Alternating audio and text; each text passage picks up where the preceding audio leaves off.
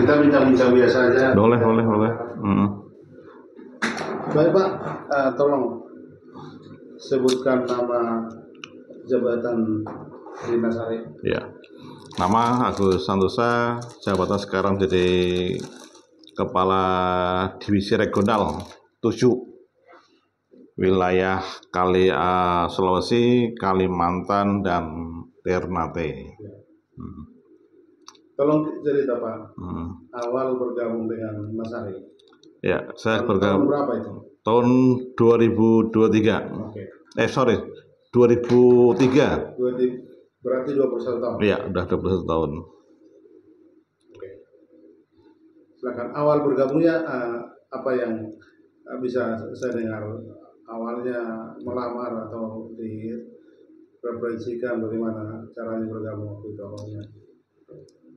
Ya, pertama kali bergabung Nasari ya kita dapat referensi itu kan dari teman kerja di kantor pos gitu kan. Kebetulan waktu itu posisi saya masih bekerja di perbankan di BBR gitu kan. Karena keluarga harus pindah ke Semarang gitu kan, dengan referensi dari teman, maka saya mengajukan memasukkan lamaran ke Nasari dan diterima saat itu juga. Dan jabatan saya dengar pernah menjadi sekretaris Pernah. apa enggak ya? Bukan sekretaris Pasar Labang ya, tapi sekretaris KSP Nasari. Kooperasinya. Lalu setelah Bapak bergabung, seperti apa sebenarnya usaha Nasari ini? Apa sih produknya? Saya dengar koperasi ini kan pendekatannya dulu untuk pensiunan pegawai negeri, TNI dan polisi. Iya betul, KSP Nasari memang core bisnisnya melayani anggota pensiunan, baik itu pensiunan sipil maupun pensiunan angkatan ya. Yang gajinya dibayarkan di kantor pos awalnya, terus dalam perkembangannya kita juga bisa bekerjasama dengan Bank BRI, Bank BTPN, Bank Mantap, dan beberapa bank daerah seperti itu ya. Sehingga bisa dikatakan hampir ya semua pensiunan baik itu PNS maupun angkatan gitu kan itu bisa untuk menjadi anggota di KSP Nasari, khususnya untuk anggota peminjam. Kalau kita belajar koperasi, sejarah koperasi Indonesia kan Muhammad Hatta lah yang pendemo pertama, dan mensuarakan agar rakyat bisa makmur. Betul. Intinya koperasi itu kan memakmurkan anggotanya terutama. Betul. Apa yang dilakukan Nasari dalam hal konteksnya untuk membantu pegawai atau pensiunan pegawai negeri sipil tadi, Polri dan TNI itu? Iya, mungkin seperti ini ya. Kan awal berdiri KSP saya di tahun 1998 ya. Di tahun itu kan kita tahu bahwa kondisi perbankan ataupun kondisi perekonomian Indonesia sedang cukup down itu ya, dimana kan perbankan kan waktu itu kan tidak bisa itu kan memberikan pelayanan pinjaman gitu kan. Di satu sisi itu kan banyak pensiunan itu kan yang membutuhkan dana, yang membutuhkan pinjaman hanya untuk hidup sehari-hari seperti itu ya. Sehingga dengan adanya Nasari waktu tahun 98 ya betul-betul sangat membantu gitu kan, khususnya untuk para pensiunan. Awal kita namanya produk pinjaman sembako. Jadi memang tujuannya memang untuk memenuhi kebutuhan konsumtif untuk kebutuhan hidup dari para anggotanya. Memang karena produk sembako ya pinjamannya kecil gitu, kalau itu banyak pinjaman 100.000, 150.000, masih di bawah 500.000 pinjamannya. Ya jangka waktu juga pendek, maksimalnya hanya 5 3 bulan. Memang tujuannya hanya ini aja, untuk mensejahterakan ataupun untuk memenuhi ya, kebutuhan hidup dari anggota masyarakat, khususnya para pensiunan seperti itu. Kita dengar bahwa Nasar ini didirikan di masa krisis tahun 98 dan ini menjadi kantor pusat ya. Betul. Awal berdirinya Nasari Group ini Iya. dan sekarang berada di berbagai penjuru di provinsi ini. Betul. Apa yang Bapak dapatkan atau dari kepemimpinan Pak Sahala Panggabean sebagai pendiri agar misi dari Nasari ini sebagai pusat juga tetap dia bisa memberi keteladanan untuk bisa tetap eksis. Ya kalau saya lihat kalau Pak Salah sendiri ya, kalau bagi saya sendiri tidak hanya sebatas sebagai founder Nasari, bukan hanya sebatas waktu itu sebagai pengurus, ya, tapi lebih saya juga melihat sebagai orang tua itu kan, karena dari ilmunya beliau, dari pengalamannya beliau gitu kan, dari kebijakan-kebijakan beliau itu dalam memimpin Nasari ya, akhirnya saya bisa bertahan sampai sekarang. Dan Nasari pun ya tetap eksis sampai sekarang gitu. Bapak tadi sebut kata orang tua itu. Iya. Tersirat bahwa Pak Sahala Panggabean bukan hanya seorang pemimpin perusahaan dalam hal ini Nasari, tapi sebagai berjiwa orang tua untuk seluruh staf. Betul. Ada nggak kisah pengalaman pribadi Bapak dengan beliau sehingga ucapan kata orang tua itu muncul tadi? Iya, beliau pasti kalau setiap nelpon gitu kan, tidak hanya menanyakan pekerjaan, saya akan menanyakan bagaimana keluarga, bagaimana istri, bagaimana anak-anak pada sehat, seperti itu. Ya untuk kondisi-kondisi tertentu gitu kan, kadang beliau juga kalau pas ada waktu kosong, ya kadang ayo kita jalan-jalan di luar gitu kan, kita ngobrol, ya kita ngobrol, ya ngobrol tentang kerjaan maupun ngobrol yang lainnya seperti itu, ya. Artinya Pak Sahala sendiri sadar bukan hanya Bapak sebagai salah satu bagian dari Nasari, tapi juga istri, anak-anak juga bagian dari Nasari sendiri. Betul. Lalu soal kepemimpinan beliau, apalagi yang bisa kita dengar dari Bapak? Barangkali secara personal Bapak melihat dari jauh kemampuan atau kegigihan beliau. Ya, selain kepemimpinan beliau itu kan, mungkin hal yang tidak dimiliki oleh pemimpin-pemimpin yang lainnya lah, kemampuan beliau itu kan untuk istilahnya ya, melakukan negosiasi ataupun membina kemitraan, ya. Itu yang hal yang nggak mudah itu kan, dan tidak semua orang punya kemampuan. Oke, baik. Saya ingin lebih dalam bertanya soal kepemimpinan beliau. Barangkali dari Bapak melihat sisi lain dari Pak Sahala ini.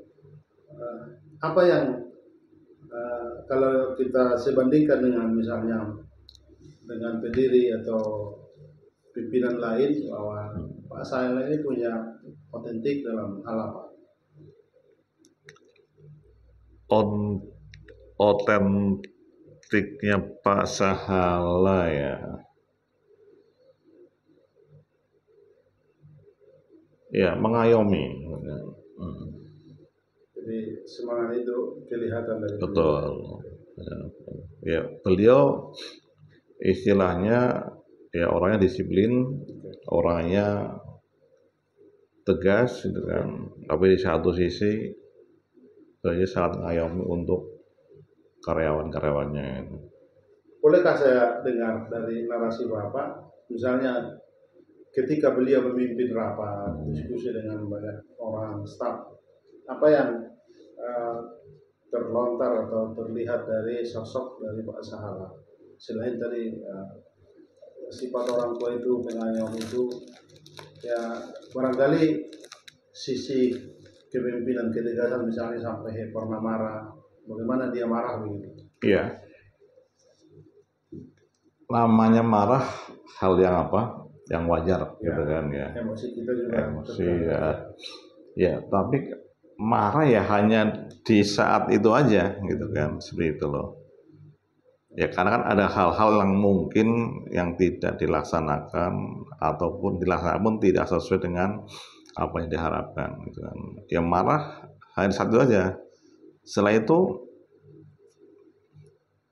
selesai, gitu kan. Jadi marah hanya menyangkut kerjaan, gitu kan. Selesai rapat, ya sudah, kita kembali lagi seperti semula, Guyup seperti itu, lagi ya. guyup lagi. Pak, usaha selalu dinamis, naik Betul. turun. Bisa naik tapi bisa juga turun. Itu dinamis sekali. Lalu Nasar ini kan ada generasi awal seperti Bapak yang sudah 20 tahun juga bergabung, tapi tidak tertutup kemungkinan banyak generasi yang muda yang baru 10 atau 5 tahun atau bahkan belum 5 tahun begitu. Lalu melihat kondisi sekarang, perkembangan zaman kan kita harus relevan secara bisnis. Betul. Era digital ini kan tantangan begitu. Tentu digital juga kan dikuasai oleh anak-anak muda, tetapi kalau kita lihat semangat dari anak muda itu kan kegigihan dan konsistensinya kan kurang. Mereka ingin ya hanya melihat bahagianya, tidak bisa mengalami kesulitannya. Apa yang harus dijembatani menurut Bapak, karena generasi awal pendiri Nasar ini kan penuh dengan pengorbanan berjuang ini untuk bisa tetap dia relevan, ya menggait anak-anak muda di milenial sekarang. Iya, saya maksud ini memang melihat apa kondisi yang ada sekarang itu kan, Ya. dengan apa berkembangnya apa teknologi, era informasi, terusan era digitalisasi, ya mau nggak mau Kasmen Sari harus menyesuaikan dengan apa dan kondisi tersebut kan. Makanya kita kan di tahun 2023 itu kan pas waktu kita melaksanakan rapat anggota tahunan untuk buku tahun 2022 itu ada estafet regenerasi itu kan, dalam artian Pak Sahala itu kan menyerahkan itu kan tongkat kepemimpinan KSP Nasari ya dari Pak Sahala kepada Bapak Frans Meroga itu kan, generasi kedua, agar itu kan tetap dalam artian Nasari dan grup tetap berjalan itu kan sesuai dengan prinsip-prinsip awal kita mendirikan itu kan. Walaupun Pak Salah tidak menjadi pengurus, tapi para anggota sepakat itu kan bahwa Pak Salah harus tetap berada di lingkungan Nasari. Beliau akan menjadi pembina KSP Nasari. Karena memang spirit dari Nasari itu kan Pak Sahala. Betul, iya. Baik Pak, mungkin saya ingin mendengar komentar Bapak atau testimoni di rencana buku ini akan diterbitkan di 75 tahun beliau nanti di awal tahun 2025. Apa pendapat Bapak tentang beliau dan bagaimana Bapak mengucapkan selamat ulang tahun di 75 tahun kalau Tuhan berkehendak akan dirayakan?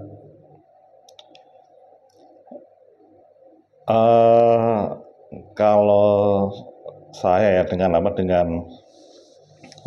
melihat ya kegigihan beliau itu kan, terus tidak hanya kegigihan mengembangkan KSP Nasari gitu kan, tetapi kegigihan beliau itu kan untuk bisa bahwa koperasi sebagai soko guru perekonomian Indonesia itu kan bisa betul-betul dijalankan, diterapkan gitu kan. Ya, itu hal yang yang ini sekali.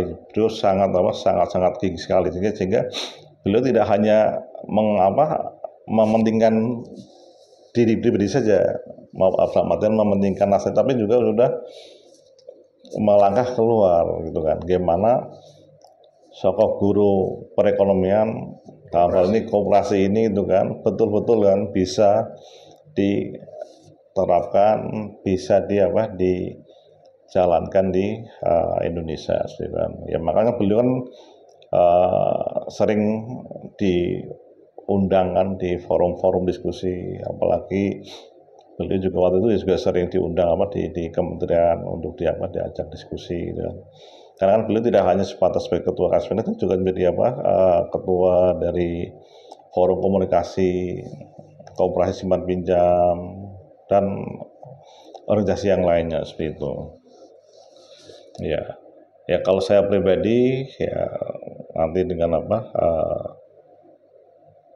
untuk Pak Salah ya saya ucapkanlah selamat ulang tahun itu yang ke-75, dan kami harapkan ya Pak Salah tetap diberi kesehatan, tetap diberi umur yang panjang ya, sehingga Pak Salah tetap bisa ya mengawal KSP Nasari, sehingga apa yang dicita-citakan oleh Pak Sahala bahwa visi dan misi untuk kesejahteraan kita bersama itu kan, baik kesejahteraan untuk anggota, kesejahteraan untuk karyawan, ataupun kesejahteraan untuk yang lainnya betul-betul bisa terwujud seperti itu. Profil sedikit tentang Bapak, nama lengkapnya Pak? Saya Agus Santosa, Pak. Oke.